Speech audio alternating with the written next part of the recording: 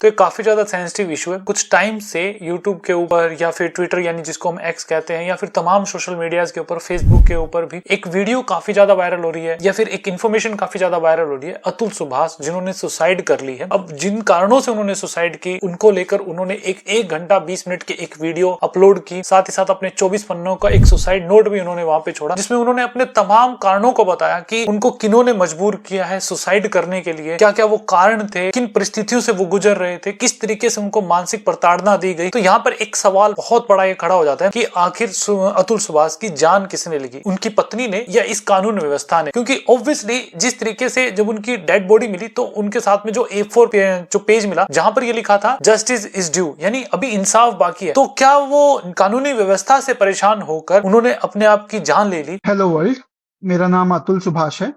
मैं तकरीबन 34 साल का हूँ, बैंगलोर में रहता हूँ।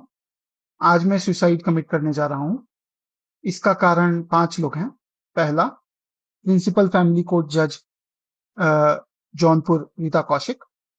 दूसरा, मेरी पत्नी निकिता सिंघानिया जो कि एक्सेंचर कंपनी में काम करती है दिल्ली में।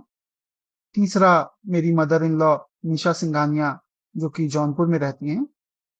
चौथा, मेरा ब्रदर इन लॉ अनुराग सिंघानिया जो कि और उर्फ पीयूष सिंघानिया, अनुराग उर्फ पीयूष सिंघानिया जो कि जौनपुर में रहता है। पांचवा, मेरे पत्नी के अंकल सुशील सिंघानिया जो कि जौनपुर में रहते हैं। अतुल सुभाष बेंगलुरु में एक प्राइवेट फर्म के अंदर काम कर रहे थे। 34 साल की एज थी, काफी ज्यादा ये मतलब कम एज में ये काफी ज्यादा बुलंदियों पे पहुंच चुके थे, जैसा इन्होंने अपनी वीडियो के अंदर ये सब चीजें बताई भी। मैं बोला कि पढ़ाई करो, चूंकि मैं अपने फील्ड में बहुत अच्छा हूँ। मैं आर्टिफिशियल इंटेलिजेंस के फील्ड में काम करता हूँ और मैं अपने फील्ड में अच्छा ही नहीं हूँ, बहुत अच्छा हूँ। मेरे एज ग्रुप में दुनिया में शायद ही कुछ ऐसे लोग होंगे जो शायद मेरे लेवल ऑफ, मेरा जितना अकाउंटेबिलिटी है और जो रिस्पॉन्सिबिलिटी मेरी कंपनी में है उतना मेरे एज में किसी को मिलता है जनरल। 2019 में अतुल सुभाष की शादी होती निकिता सिंघानिया से। दोनों को 1 साल बाद एक बेटा हो जाता है, लेकिन कुछ टाइम के बाद इन दोनों के बीच में स्थिति सामान्य नहीं रहती, जिसके कारण इनके अंदर मतमुटाव कह सकते हो, मतभेद कह सकते हो, ये सब चीजें होती हैं और निकिता सिंघानिया अपने घर जाकर डाइवोर्स केस फाइल कर देती हैं अतुल सुभाष के खिलाफ और साथ ही साथ मांग करती हैं कि मुझे 3 करोड़ रुपए चाहिए कि भाई मैं ये सारा मामला, ये जो केस है वो सेटल कर दूंगी, वरना तुम्हारी फैमिली को तुम्हें चक्कर काटने पड़ेंगे कोर्ट के। अब सोच कर देखो, एक ऐसा इंसान जो जॉब कर रहा है बेंगलुरु के अंदर, अब कोर्ट में जो केस फाइल किया गया था वो जौनपुर, उत्तर प्रदेश के जौनपुर में जो है वो केस फाइल किया गया था। अब कोर्ट से मतलब जौनपुर में आने के लिए बेंगलुरु से जौनपुर आना है तो अतुल सुभाष को 2 दिन चाहिए होते थे, क्योंकि एक दिन आने में, सुनवाई में, ये सब चीजें लग जाती थी। और उन्होंने कहा अब तक 120 प्लस सुनवाई हो चुकी थी और 40 बार से ज्यादा जो है वो आ चुके थे जौनपुर के अंदर और उनको अपनी कंपनी के अंदर 1 साल के अंदर 23 ही छुट्टियां मिलती हैं। अब सोच कर देखो कि उनके ऊपर कितना ज्यादा एक तरीके से मानसिक प्रताड़ना यहाँ पे दी गई। बता दूं आपको कि अभी तक तकरीबन मैंने जोड़ा है 120 से भी अधिक कोर्ट के डेट्स लग चुके हैं लास्ट 2.5-3 सालों में अक्रॉस ऑल केसेस, और 40 बार मैं खुद इन कोर्ट डेट्स को अटेंड करने के लिए बैंगलोर से जौनपुर जा चुका हूं। के अलावा मेरे माता पिता और भाई को भी अक्सर कोर्ट के चक्कर काटने पड़ते हैं। एक कोर्ट डेट अटेंड करने के लिए मुझे तकरीबन 2 दिन का समय लगता है मिनिमम। बैंगलोर से जौनपुर जाना, वहाँ कोर्ट डेट अटेंड करना अगले दिन और फिर वापस आना। मुझे साल में 23 छुट्टियां मिलती हैं, तो आप अंदाजा लगा सकते हैं कि क्या इन कोर्ट केसेस से लड़ पाना किसी के लिए भी पॉसिबल है या नहीं। और सबसे ज्यादा हैरान करने वाली जो बात हमारे सामने आती है, जो वीडियो के थ्रू ये कहते हैं कि जब इनको मामला सेटल करने के लिए बोला गया था तो जो फैमिली कोर्ट जज हैं रीता कौशिक, जिन्होंने इनसे 5 लाख की डिमांड की थी। अतुल सुभाष 40,000 रुपए ऑलरेडी मेंटेनेंस के तौर पर अपनी पत्नी को हर महीने दे भी रहे थे और पत्नी ने अब डिमांड कर ली थी कि भाई उनको अपने उसके बच्चे के पालन पोषण के लिए भाई हर महीने 2 से 3 लाख रुपए भी चाहिए। और उस बच्चे से जिनको अतुल सुभाष ना तो मिल पा रहे थे, ना उससे बात कर पा रहे थे, तो एक पिता कैसे तड़प रहा था अपने बच्चे के लिए, उसको कैसे मेंटली टॉर्चर किया जा रहा था वहां पे कानूनी व्यवस्था से भी, और साथ ही साथ एक जो पति है अपने गलत कानून का यूज करते हुए सब चीजों से उस इंसान को परेशान किया गया। अब कुछ लोग जो है इसके ऊपर अलग अलग अपने विचार भी रख रहे हैं, कुछ लोग सही बता रहे हैं, कुछ लोग गलत बता रहे हैं, कुछ कह रहे हैं कि ये तो कायरता की निशानी थी सुसाइड करना। जब हमारे देश में एक संविधान है, संविधान की आर्टिकल 21 जब ये बोलता है कि आपको जीने का अधिकार, मतलब आप खुद खुद अपने प्राणों को भी नहीं ले सकते, ये भी एक कानूनी अपराध है। अब वही बात आ जाती है कानून के अंदर, तो वो ऑलरेडी फंसे हुए थे। इसके ऊपर भी हम बात करेंगे। बहुत सारी चीजें जो है यहाँ पर निकल कर आती हैं वीडियोस के अंदर। जो 1 घंटे 20 मिनट की वीडियो थी जिसके अंदर उन्होंने बताया कि भाई जब इनकी वाइफ ने इनसे कहा कि देखो मुझे 1 करोड़ रुपया दे दो, मैं केस फाइल नहीं करूंगी, हम दोनों के बीच में सब चीजें सेटल हो जाएंगी, मैं अलग हो जाऊंगी, तुम अलग हो जाओ, तो ये सब चीजें जब उनसे 1 करोड़ रुपया मांगा गया तो अतुल सुभाष को यकीन था यार मैं पढ़ा लिखा इंसान हूँ, देश के अंदर कानून व्यवस्था है, वो गलत थोड़ा ना होने देगा। जब ये केस नहीं डाले थे और सोशल लेवल पे हमारा सेटलमेंट होने की बात हो रही थी, तो उनका डिमांड 1 करोड़ रुपए था। 1 करोड़ रुपए दो, नहीं तो हम केसेस डाल के तुम्हें और तुम्हारी फैमिली को हरास करेंगे और तुम्हें चक्कर कटवाएंगे कोर्ट। हमारा मानना था कि आखिर हमें कितना हरास कर सकते हैं, मैं पढ़ा लिखा आदमी हूँ, हमारे पास सारे एविडेंसेस हैं और गलत नहीं किया तो आखिर हमारे साथ क्या ही गलत हो सकता है। बट शायद मैं काफी गलत था। जहां पर एक इंसान को इतना ज्यादा यकीन था, वो इतनी मेहनत करके इतनी उपलब्धियों पे वो पहुंचता है, मेहनत करता है, अपने परिवार का पालन पोषण कर रहा है। इस वीडियो के अंदर उन्होंने जो चीजें बताई कि उन्हें वो सब किया जो एक पति कर सकता है अपनी पत्नी के लिए। हर चीज उनको वो प्रोवाइड कराई, चाहे वो उनको मेडिकल सुविधा उपलब्ध करवाना हो, चाहे वो घर में काम में हाथ बढ़ाना हो, या फिर मेड लगवाना हो, या फिर कुक लगवाना हो, सारी चीजें उन्होंने उनको ला के दी। लेकिन बावजूद उसके उनके साथ जो चीजें हुई वो यार आज की डेट में मैंने इतना ज्यादा सोशल मीडिया पे देख रहा हूँ कि कोई भी उनकी बात को लेकर सामने नहीं आ रहा। जो बुद्धिजीवी हैं, अगर कोई महिला, ऑब्वियसली यहाँ पर कंपैरिजन इक्वलिटी बात कर रहे हैं, महिला से होगा, जो फेमिनिस्ट जो बन के निकल कर आती हैं, तो वो कहीं पर भी इन सब चीजों के ऊपर बात करते हुए नजर नहीं आएंगे कि हाँ अतुल सुभाष के साथ गलत हुआ है, ये सब चीजें नहीं होनी चाहिए। कुछ एक एमपी है जिन्होंने एक उटपटांग बयान दी है, शौक में भी और शोक में भी है, क्योंकि एक बहुत ही नौजवान और उनका जो वीडियो है वो दिल दहला देने वाला है। तो डेफिनेटली शादी जो एक हमारे भारतीय परंपराओं से जब तक सीमित है, जब तक उससे बंधी हुई है भारतीय परंपराओं से, तब तक ठीक है। लेकिन ये जो जैसा उन्होंने खुद कहा है, जो कम्युनिज्म का कीड़ा इसमें, सोशलिज्म का कीड़ा इसमें, एक तरह से जो निंदनीय फेमिनिज्म का जो पूरा साइड है उसका कीड़ा इसमें, और बाकी 3-4 चीजें अगर इसमें और एक धंधा लोग बना लेंगे उसको, करोड़ों रुपए की एक्सटॉर्शन उससे की जा रही थी जो कि उसकी कैपेसिटी से भी बहुत बाहर थी। में तो कोई कहने वाली ही बात नहीं है कि ये सब चीजें निंदनीय है, ऐसा नहीं होना चाहिए। युवाओं पर इस तरह का बोझ नहीं होना चाहिए। जो उनकी सैलरी है जिससे उससे भी कहीं 3 गुना 4 गुना हर महीने वो प्रोवाइड करा रहे हैं, करोड़ों का उन पे जो है वो और मांग हुई जा रही है, तो वो प्रेशर में आके वो लड़के ने ऐसा। बट आई थिंक कि इस तरह के वो भी होने चाहिए, एक अलग बॉडी भी होनी चाहिए कि जो विक्टिम है उनको भी। बट हैविंग सेड दैट, एक गलत महिला का हम उदाहरण लेकर जितनी महिलाओं को हर दिन प्रताड़ित किया जा रहा है, हम उसे नहीं झुठला सकते और ये नहीं कह सकते। हमेशा 99% जो है मैरिजेस में पुरुषों का ही दोष होता है, इसीलिए ऐसी गलतियां भी हो जाती है। मैं तो हैरान होता हूँ कि जो पार्टीज हैं, जो पॉलिटिकल पार्टीज हैं, इनको टिकट भी दे देते हैं बिना ये साचे कि उनकी यार दिमागी हालत कैसे है, या फिर वो कितना सोशल एक्टिव रहे हैं, सोशल मतलब उन्होंने समाज के लिए क्या क्या काम किया है, बजाय ये कि बस वीडियोस के थ्रू भाषण देने के, या फिर भड़काऊ भाषण देने के, या फिर लोगों को बरगलाने के। इसके अलावा उन्होंने क्या किया, क्या उनके पास ऐसी उपलब्धि है? बस सिर्फ मूवीज के अंदर हमने उनको देखा होता है, लेकिन बस उन्होंने मूवीज में देखा है, उनको टिकट दे दी गई और वो एमपी बन के बैठ गए और अब उठपटांग बयान दिए जा रहे हैं। अब देखो यार, जो मेरे पैरों के नीचे से जो जमीन खिसक गई, वो एक बयान जो मैंने इस वीडियो के अंदर सुना कि जो रुपए मांगे गए कोर्ट जज के द्वारा, 5 लाख रुपए की जो एक राशि मांगी गई कि 5 लाख रुपए दो, मैं तुम्हारा सेटल करा दूं। मुझे जब मैं गया कोर्ट में तो अंदर बुलाया गया। अंदर बुलाया तो मैंने देखा कि मेरी पत्नी पहले से ही अंदर है। जज ने बोला कि तुम ये कोर्ट के केसेस सेटल क्यों नहीं कर लेते हैं? मैंने बोला कि मैम, इन्होंने आपके जो 20,000 के इंटरिम मेंटेनेंस का ऑर्डर है, उसके बाद इन पहले 1 करोड़ मांग रहे थे, अब 3 करोड़ मांग रहे। तो इस पर जज का रिप्लाई ये था, इसका मतलब कि तुम्हारे पास 3 करोड़ होंगे तभी तो मांग रही। मैं बिल्कुल ही शॉक था सुन के कि कैसे ये बोल सकती हूँ, बट और भी शॉक्ड होना था मुझे। उसके बाद मैंने बोला कि मैडम, ये इसने मेरे माँ बाप भाई सब पर, मुझ पर इतने सारे मुकदमे डाल रखे हैं, ये पिटीशन आप पढ़ के देखो, सारे गलत इल्जाम लगाए हैं। तो जज का कहना था कि तो फिर क्या हो गया, तुम्हारी पत्नी है, अगर तुम पर गलत केसेस डाल भी दिए तो क्या हो गया, ऐसे ही होता है। ये सुनकर मैं और भी शॉक था। मैंने फिर बोला कि मैम, अगर आपको पता नहीं तो लाखों लोग इन गलत केसेस की वजह से, लाखों आदमी सुसाइड करते हैं। यहाँ पर मेरी पत्नी बोलती है कि तो फिर तुम क्यों नहीं कर लेते? और ये सुन के वो जज हंस पड़ती है। ये तो सुनने के बाद मैं स्पीचलेस ही था, मैं चुपचाप खड़ा था। फिर जज ने मेरी पत्नी को बाहर जाने को बोला और मुझसे बोला कि ये केसेस तो ऐसे ही चलते हैं, सारे केसेस ऐसे ही डाले जाते हैं, झूठे होते हैं, सबको पता बताया, लेकिन सिस्टम ही यही है। तुम इसे सेटल कर लो,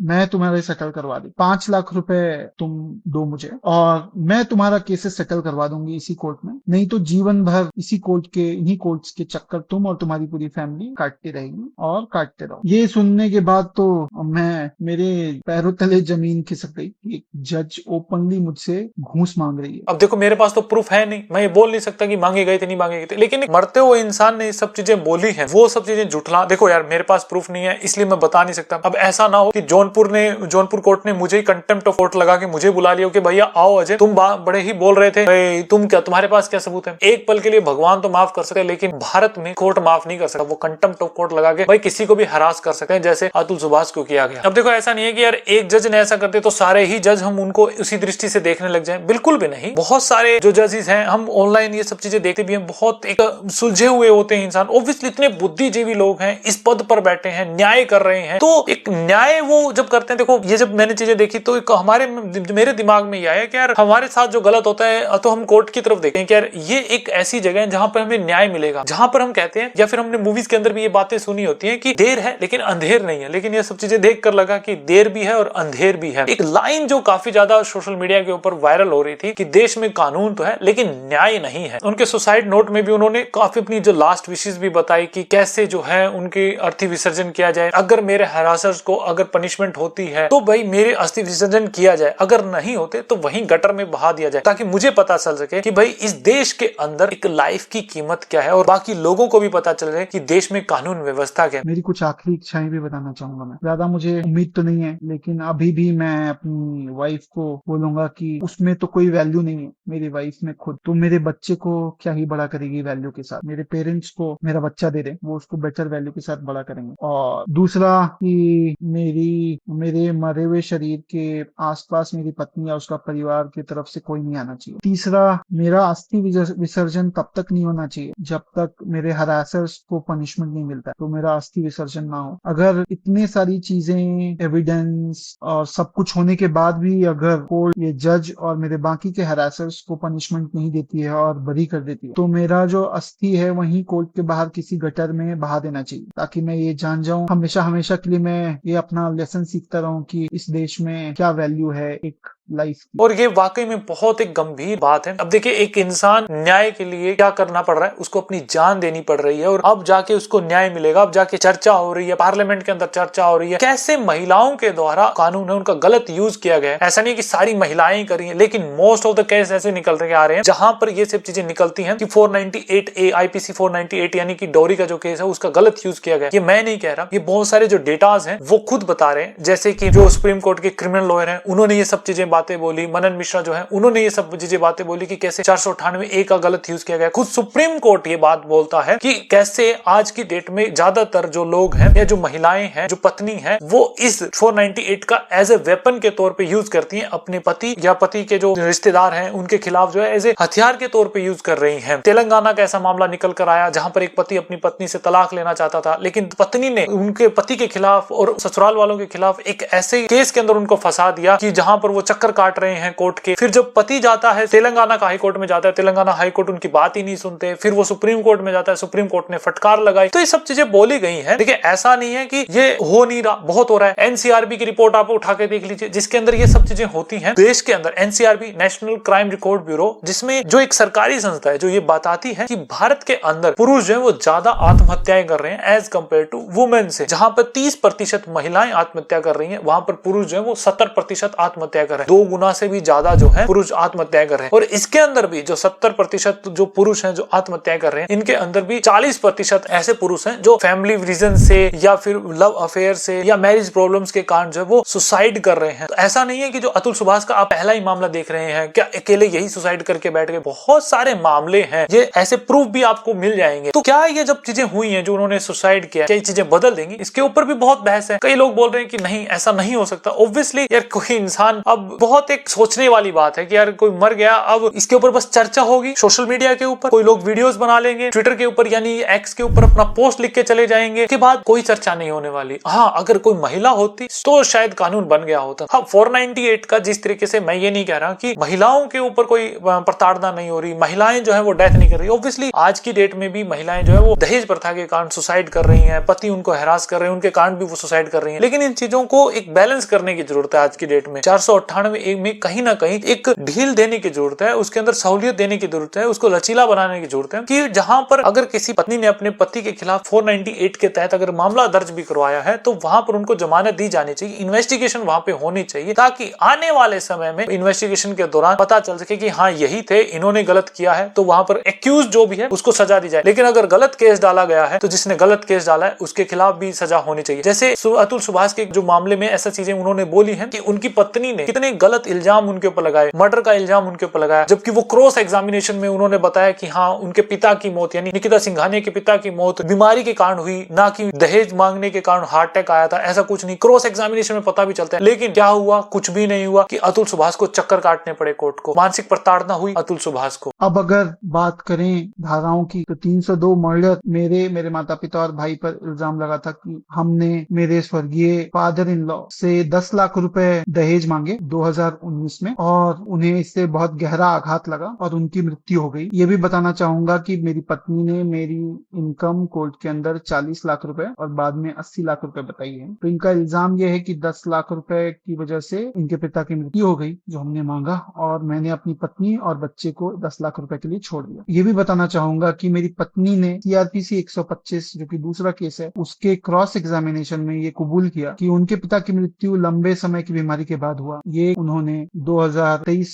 दिसंबर, अक्टूबर और नवंबर में अपने क्रॉस एग्जामिनेशन में कबूल किया। डेफिनेटली कानून व्यवस्था के ऊपर भी बात होनी चाहिए। जिस तरीके से एक इंसान लगातार जो है वो कोर्ट के चक्कर काटता ही रह जाता है, जहां पर हमें देखने को मिलता है सुनवाई में एटलीस्ट होता क्या है, या तो कंडोलेंस होगा कि भाई कोई जज या फिर कोई वकील जो है जहाँ उस क्षेत्र में उसकी डेथ हो गई है तो कोई भी सुनवाई नहीं होगी, या फिर आगे डेट बढ़ा दी जाती है, या जो सामने वाला जो लॉयर होता है वो आगे डेट बढ़ाने की मांग कर देता है, या जज ही नहीं आई होती। ये बात जानकर आपको हैरानी नहीं होनी चाहिए कि अधिकतर डेट्स पर इन कोर्ट केसेस में कुछ भी नहीं होता। या तो जज एब्सेंट होती हैं, या लॉयर्स का हड़ताल होता है, या फिर कंडोलेंस होता है। कंडोलेंस का मतलब अगर उस पूरे इलाके में, पूरे जिले में कोई भी वकील, पुराना नया, कोई भी जज अगर उसकी मृत्यु हो जाती है तो उस दिन कोर्ट में कोई काम नहीं होता। चौथा, अगर कोर्ट डेट में किसी भी तरह सब लोग मौजूद भी हैं तो जो सामने वाला वकील है वो अगले डेट की मांग कर सकता है और उसे बड़ी आसानी से ही अगला डेट दे दिया जाएगा। तो इस तरीके से कुछ भी नहीं हो रहा था, बस सुनवाई पे सुनवाई चल रही होती है, उसके अंदर केस के अंदर कोई प्रोग्रेस नहीं होती। तो एक क्या देश में कानून जो है वो लोगों को परेशान करने के लिए बने हैं या उनकी परेशानी को कम करने के लिए बने, ये सोचने वाली बात। और अभी फिलहाल पार्लियामेंट का सेशन चल रहा है तो इस वक्त काफी ज्यादा एक अच्छा टाइम है 498 के ऊपर डिस्कस करना,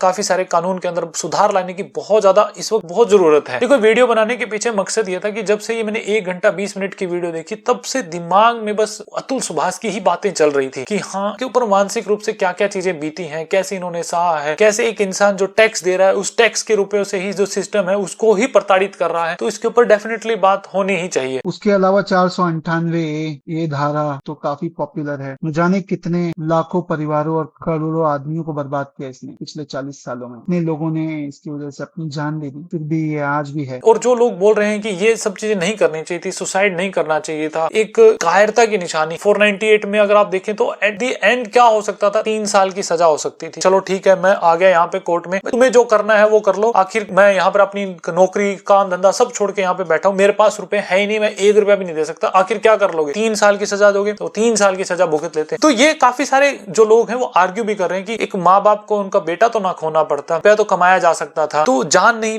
लेनी चाहिए थी। तो काफी सारे जो है यहाँ पर आर्ग्यू भी किए जा रहे हैं। बाकी आपकी क्या राय है इसके ऊपर वो भी आप बता सकते हैं, आप क्या सोचते हैं इस चीज के ऊपर, इस विषय के ऊपर। तो बस आज के लिए इतना ही था इस वीडियो में।